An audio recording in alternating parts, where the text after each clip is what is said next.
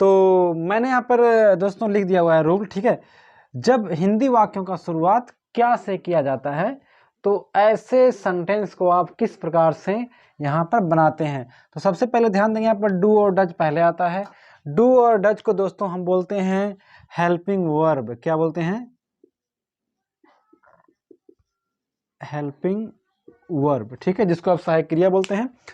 पहले डू और डज एक दोनों में से कोई एक आएगा सब्जेक्ट के अनुसार, इसके बाद सब्जेक्ट आएगा, फिर वर्ब का फर्स्ट फॉर्म, एक्शन का फर्स्ट फॉर्म, फिर ऑब्जेक्ट। अब यहाँ पर सबसे बड़ी कंफ्यूजन होती है विद्यार्थियों में दोस्तों ये कि लोगों को कई बार पता नहीं होता कि किसके साथ डू लगाते हैं किसके साथ डज लगाते हैं। तो मैंने यहाँ पर लिख दिया हुआ है दोस्तों, अगर सब्जेक्ट आई है या यू है या वी है या दे हैं तो इनके बारे में अगर आप क्या से प्रश्न करते हैं इनके बारे में तो सबसे पहले डू आएगा। अगर ही सी या कोई नेम जैसे राम श्याम सोहन मोहन सीता गीता कोई भी नाम हो गया या इट हो गया, अगर इन लोगों के बारे में आप क्या से क्या बोल करके हिंदी वाक्य का शुरुआत करते हैं प्रश्न करते हैं तो सबसे पहले डज आएगा, ठीक है। जैसे मान लीजिए मैं आपको एक यहाँ पर एक क्या आप सत्य बोलते हैं। अब आप किससे पूछ रहे हैं? आप से, आप मतलब यू से पूछ रहे हैं। तो अब यहाँ पर क्या से आप शुरुआत किए हैं तो यू के साथ में क्या आता है? डू आता है। तो सबसे पहले आप डू लिखेंगे क्योंकि यहाँ पर देखें नियम में आपका डू डज पहले है ना, सबसे पहले डू। इसके बाद सब्जेक्ट कौन हो गया? किससे बोल रहे हैं आप? यू से, तो बोलेंगे डू यू। अब काम क्या है? किस वर्ब क्या है? क्रिया क्या है? बोलना, बोलना बोलते हैं स्पीक। अब ऑब्जेक्ट क्या हो गया? सत्य, सत्य को बोलेंगे ट्रूथ, ठीक है। बस, तो आपने पूछा क्या आप सत्य बोलते हैं तो बोलेंगे do you speak the truth. क्या बोलेंगे? यहाँ पर ध्यान देंगे, यहाँ पर द लगाएंगे आप, ठीक है। डू यू स्पीक द, क्योंकि स्पीक और ट्रूथ के बीच में फ्रेंड्स जो यहाँ पर आर्टिकल द का प्रयोग होता है, ठीक है। तो यहाँ पर बोलेंगे do you speak the truth, क्या आप सत्य बोलते हैं। अब आप जिससे पूछे हैं अगर वो सत्य बोलता है तो बोलेगा हाँ मैं सत्य बोलता हूँ, ठीक है। यदि बोलेगा कि नहीं मैं सत्य नहीं बोलता हूँ तब क्या बोले? ट्रुथ, नहीं मैं सत्य नहीं बोलता।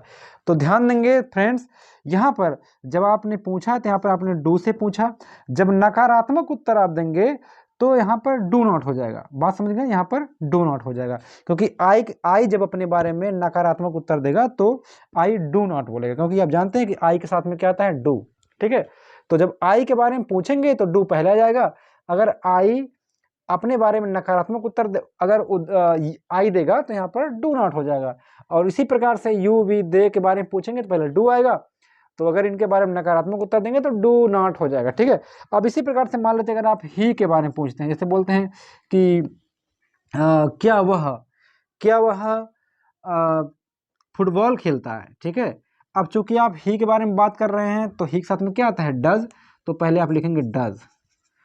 अब सब्जेक्ट कौन हो गया? डज तो हो गया, सब्जेक्ट कौन है? ही, क्योंकि ही की बात कर रहे हैं। काम क्या है? खेलने की बात कर रहे हैं, खेलना बोलते हैं प्ले, तो डज ही प्ले फुटबॉल, ठीक है। डज ही प्ले फुटबॉल, क्या वह फुटबॉल खेलता है। अब अगर वह खेलता है जिससे आप पूछ रहे हैं, मान लीजिए आपने मुझसे पूछा ही के बारे में कि क्या वह फुटबॉल खेलता है, और अगर मैं उसके बारे में जानता हूं कि वह फुटबॉल खेलता है ही, तो मैं आपसे कहूंगा ना कि हाँ वह फुटबॉल खेलता है, तो बोलूंगा यस यस ही प्लेज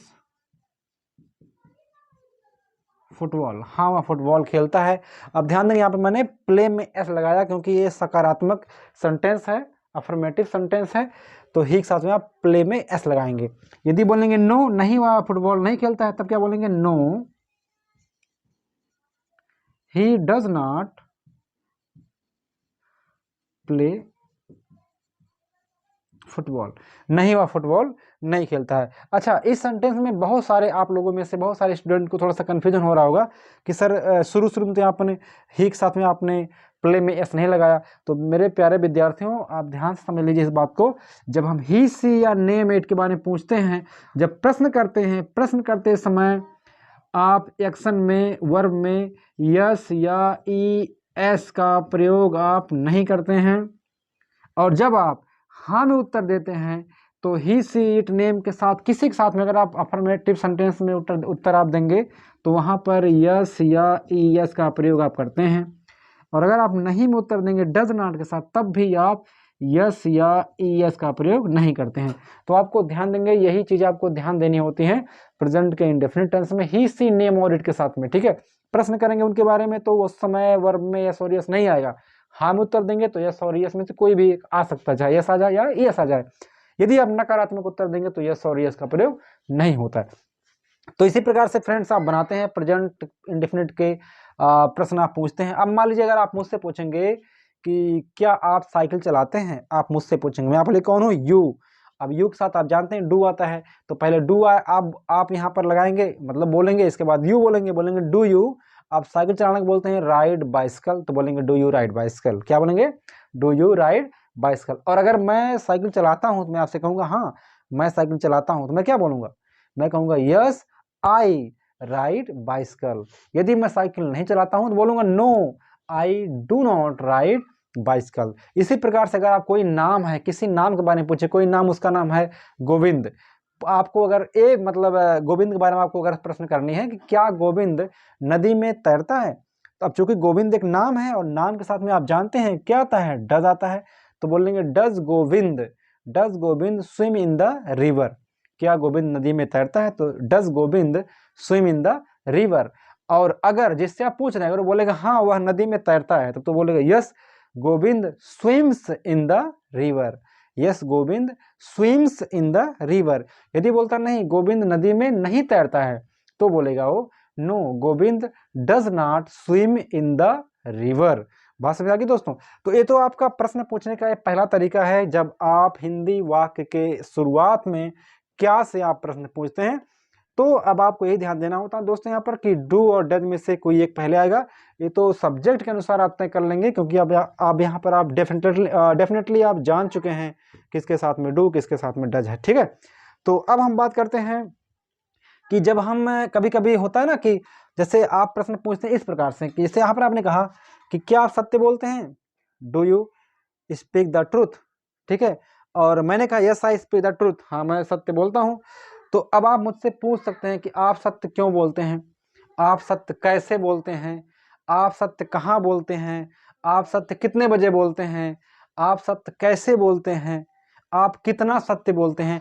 तो ध्यान देंगे मित्र, इस प्रकार से आप प्रश्न कर सकते हैं या कोई भी आपसे प्रश्न कर सकता है कि जब, क्यों, कहाँ, कैसे, कितने बजे, कब, ये सब शब्द जब हिंदी वाक्य के बीच में आते हैं, ठीक है। तो इस चीज़ को आपको समझना पड़ेगा यहाँ पर दोस्तों। जब आप ध्यान देंगे आप इनको आप बोल सकते हैं, वैसे ग्रामर की भाषा में आप जानते हैं इसको बोलते हैं WH फैमिली के मेंबर, ठीक है, वाई, व्हाट, हाउ, वेयर, ठीक है। तो फ्रेंड्स इस प्रकार के सेंटेंस को आप जब बनाते हैं तो सबसे पहले आप उन शब्दों को लिखते हैं, वैसे उनको बोलते हैं क्वेश्चन वर्ड। क्या बोलेंगे, क्वेश्चन वर्ड, ठीक है।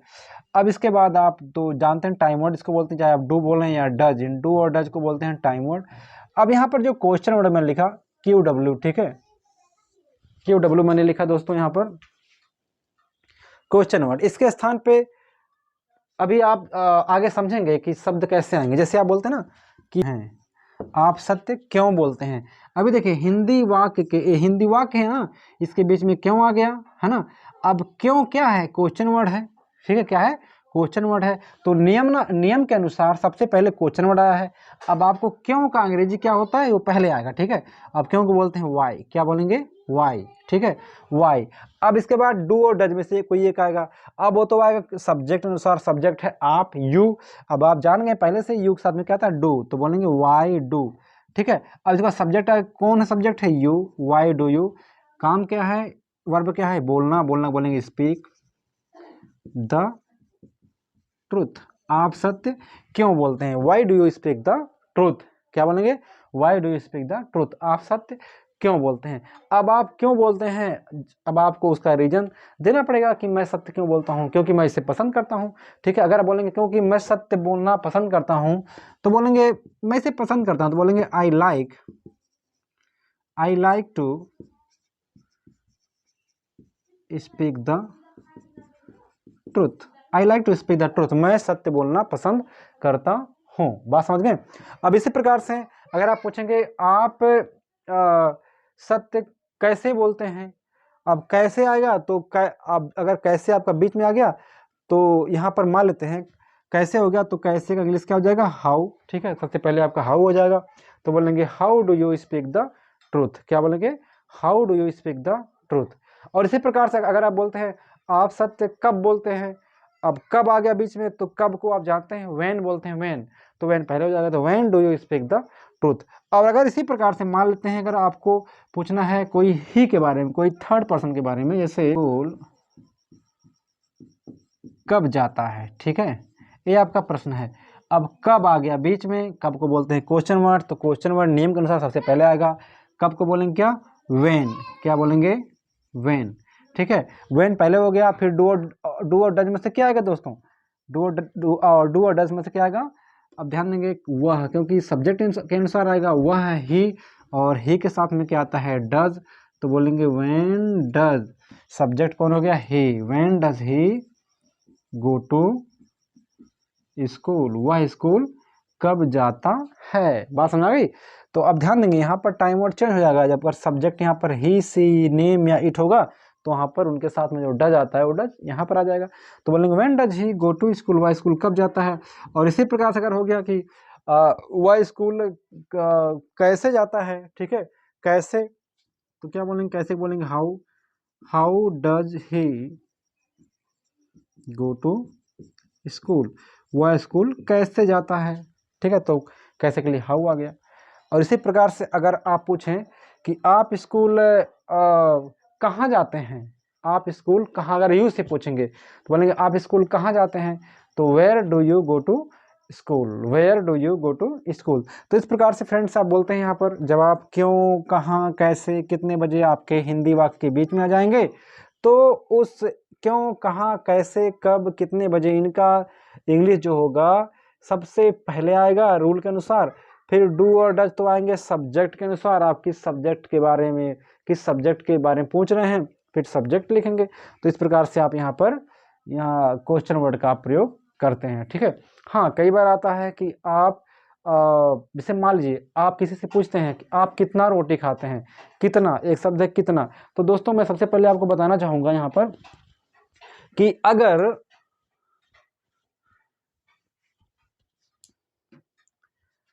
आप कितना की बात करते हैं, कितना का दो इंग्लिश होता है, एक होता है हाउ मेनी और एक होता है हाउ मच। ठीक है, अब जिस वस्तु को, अगर जिस वस्तु के लिए कितना का प्रयोग होता है, अगर हम उसे गिन सकें, ठीक है, अर्थात जिसे हम गिन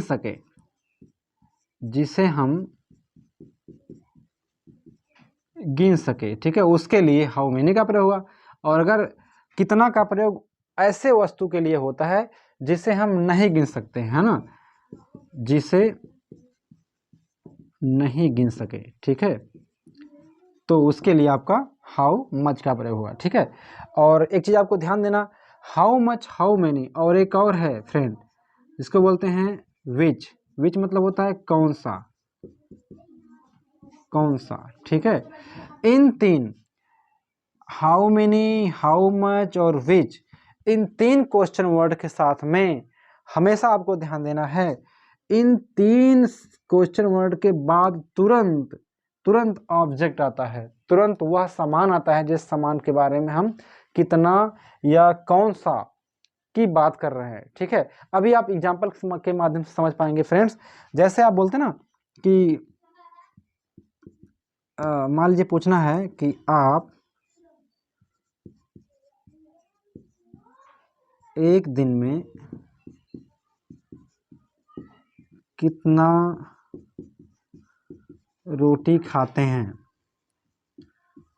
आपने पूछा आप एक दिन में कितना रोटी खाते हैं। अब देखिए यहाँ पर कितना बीच में आ गया, अब कितना सबसे पहले आएगा क्योंकि क्वेश्चन वर्ड के हिसाब से। ठीक है, लेकिन आपको एक चीज़ ध्यान देना फ्रेंड्स, मैंने कहा कि इन शब्दों के बाद कितना, हाउ मेनी, हाउ मच, विच के बाद तुरंत वो चीज़ आता है जिसके बारे में हम बात कर रहे हैं। यहाँ पर चीज़ क्या है, वस्तु क्या है, रोटी, क्योंकि हम रोटी की बात कर रहे हैं। ठीक है, तो बोलेंगे अब चूंकि रोटी हम गिन सकते हैं, रोटी हम गिन सकते हैं, है ना, मैंने कहा जिसे हम गिन सकें उसके लिए क्या आएगा, हाउ मेनी आएगा। तो यहाँ बोलेंगे सबसे पहले हाउ मेनी, क्या बोलेंगे, हाउ मेनी। और हाउ मेनी के बाद तुरंत क्या, जिस वस्तु की हम बात कर रहे हैं, रोटी की बात कर रहे हैं, रोटी की बोल सकते हैं आप चपाती, चपाती, ठीक है। तो हाउ मेनी चपाती। अब इसके बाद अब आपका आएगा टाइम वर्ड, किससे पूछ रहे हैं, यू से, तो ये सामने डू आएगा, इसके बाद फिर you, how many chapati do you eat. अब एक दिन में, तो इन अ डे, आप एक दिन में कितना रोटी खाते हैं, तो how many chapati do you eat in a day, आप एक दिन में कितना रोटी खाते हैं। अब आप जिससे पूछ रहे हैं, अगर वो आपको बताना चाहता है कि मैं एक दिन में 5 रोटी खाता हूँ, तो बोलेगा आई ईट, मैं खाता हूँ 5 चपाती,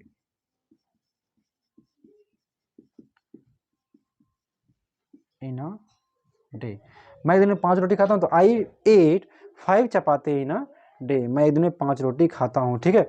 अब मान लीजिए अगर आप पूछते हैं किसी दूसरे व्यक्ति के बारे में, मान लीजिए आप ही के बारे में पूछें कि वह कितना पानी पीता है, ठीक है, वह कितना पानी पीता है। अब यहाँ पर कितना का प्रयोग हुआ है, ध्यान देंगे, किसके लिए, पानी के लिए प्रयोग हुआ है। जब कितना का प्रयोग ऐसे चीज के लिए प्रयोग हो जिसे नहीं गिन सकें, अर्थात जिसे हम ना गिन सके, अब जैसे चूंकि पानी है, पानी को आप नहीं गिन सकते हैं, तो उसके लिए तब कितना का इंग्लिश क्या हो जाएगा, हाउ मच, क्या हो जाएगा, हाउ मच। तो सबसे पहले बोलेंगे हाउ मच, हाउ मच। और इन तीनों शब्दों के बाद तुरंत क्या आता है, वह वस्तु आता है जिसके बारे में हम बात कर रहे हैं। वस्तु क्या पर हो गया, पानी, तो हाउ मच वाटर, क्या बोलेंगे, हाउ मच वाटर, ठीक है। अब इसके बाद टाइम वर्ड आएगा। अब यहाँ पर आपका टाइम वर्ड डू और डज में से आएगा, तो आप मुझे खुद बताएं यहाँ पर टाइम वर्ड क्या आएगा, हाउ मच के बाद, हाउ मच वाटर के बाद टाइम वर्ड क्या आएगा, डू या डज। ये तो आप तय करेंगे सब्जेक्ट के अनुसार, सब्जेक्ट है वह, ही, और आप जानते हैं कि ही के साथ में क्या आता है, डज, तो बोलेंगे हाउ मच वाटर डज। अब आएगा he, how much water does he drink, पीने की बात हो रही है, तो पीना आपका वर्ब है, तो यहाँ पर ड्रिंक लास्ट में आ जाएगा। तो how much water does he drink, वह कितना पानी पीता है। अब मान लीजिए जिससे आप पूछ रहे हैं कि वह कितना पानी पीता है, वो आपको बताना चाहे कि वह चाहे वो लीटर में आपको बताए या गिलास में बताए, मान लिया वो बोलता है 5 गिलास पानी पीता है, तो बोलेगा ही ड्रिंक्स, क्योंकि अभी अफर्मेटिव सेंटेंस बन रहा है, तो पहले नियम के अनुसार बनेगा, तो ही के साथ में जो ड्रिंक है उसमें एस लग जाएगा, तो ही ड्रिंक्स 5 गिलास पानी, तो बोलेगा 5 ग्लास ऑफ वाटर, वह 5 गिलास पानी पीता है, तो ही ड्रिंक्स 5 ग्लास ऑफ वाटर। इसी प्रकार से फ्रेंड्स आप यहाँ पर आपने डज के साथ में भी आपने हाउ मच का प्रयोग आपने किया। अब जैसे अगर आप पूछते हैं कि आप कौन सा फिल्म देखते हैं, आप कौन सा फिल्म देखते हैं। अब कौन सा के लिए आप जानते हैं विच का प्रयोग होता है, तो बोलेंगे विच। अब इसके बाद कौन सा के बाद क्या आएगा, तुरंत जिस वस्तु की बात कर रहे हैं। अब यहाँ पर मूवी आपका एक प्रकार से आपका ऑब्जेक्ट हो गया, तो तुरंत आपका मूवी आएगा, तो बोलेंगे which movie do you watch, आप कौन सा मूवी देखते हैं, तो बोलेंगे which movie do you watch, क्या बोलेंगे, which movie do you watch, ठीक है। अब आप जो मूवी देखते हैं, जैसे आपसे कोई पूछा कौन सा मूवी आप देखते हैं, तो आप जो मूवी देखते हैं वही आप बोलेंगे ना। मान लीजिए आपको मतलब जो है ये बोलना है कि मैं मुझे तो सिर्फ मूवी का नाम जल्दी याद नहीं आता, फिलहाल जैसे मान लीजिए कोई एक मूवी की बात करते हैं गदर, ठीक है। अगर आप बोलते हैं कि मैं गदर देखता हूं, तो क्या बोलेंगे, आई वॉच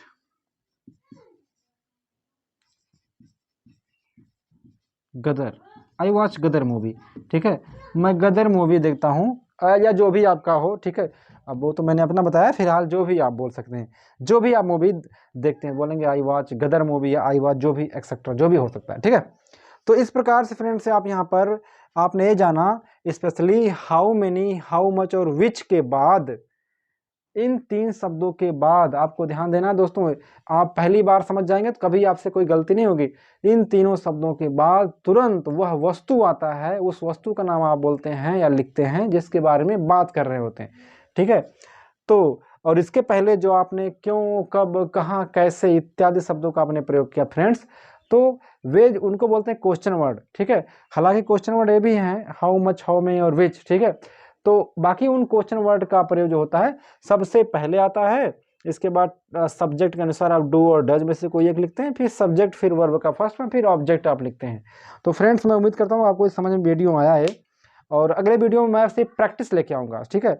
मैं प्रैक्टिस का वीडियो लेके आऊँगा, मैं आपके सामने प्रश्न रखूँगा, सेंटेंस बोलूँगा, और मैं आपसे ऐसा एक्सपेक्ट करूँगा आप उससे बताएंगे, ठीक है। उस वहाँ पर कुछ मैं 1-2 सेकंड का आपको समय दूंगा ताकि आप बता सकें, या वीडियो को आप पॉज करके आप देख सकते हैं, ठीक है। तो अगला वीडियो हमारा जो वीडियो होगा फ्रेंड्स वो प्रैक्टिस का होगा, ओनली प्रैक्टिस का। प्रेजेंट इंडेफिनिट से मैं बहुत सारे सेंटेंस लेके आऊँगा, और बड़ा ही इंटरेस्टिंग वीडियो होगा ताकि आपका बिल्कुल प्रैक्टिस हो जाए, ठीक है।